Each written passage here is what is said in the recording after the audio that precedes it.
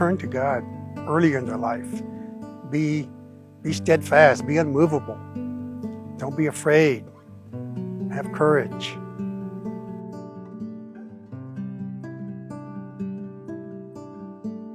The church, the gospel was brought to me in the early 1970s.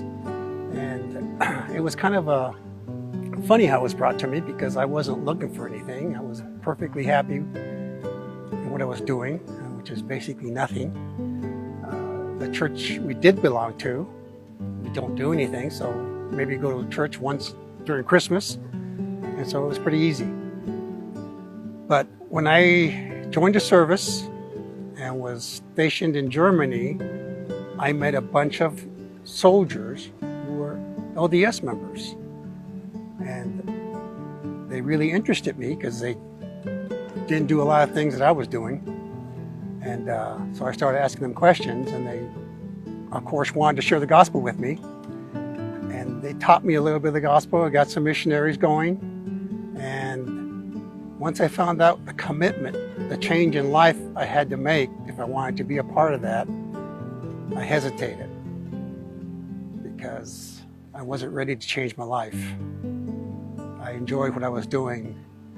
And so, but everything they taught me just rung true. I just had a feeling that what they were saying was true. But I still hesitated. And it took about 3 years of different missionaries.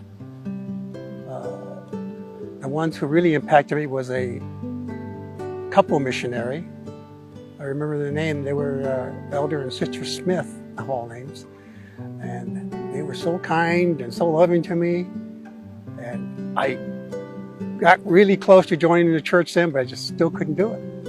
And it wasn't until some of the soldiers I was stationed with began to share their stories and their testimonies with me that I became very interested, and finally said yes, baptized in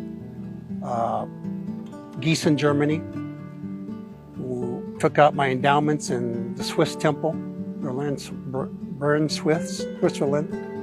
Very good experience, and moved back to the States. Had kind of a cooling off once I got back here, but then I have just been able to tell the difference between living the gospel and not living the gospel. And there's no joy and peace of mind, of life, peace in general, when you live the gospel and have a conscience void of any sin.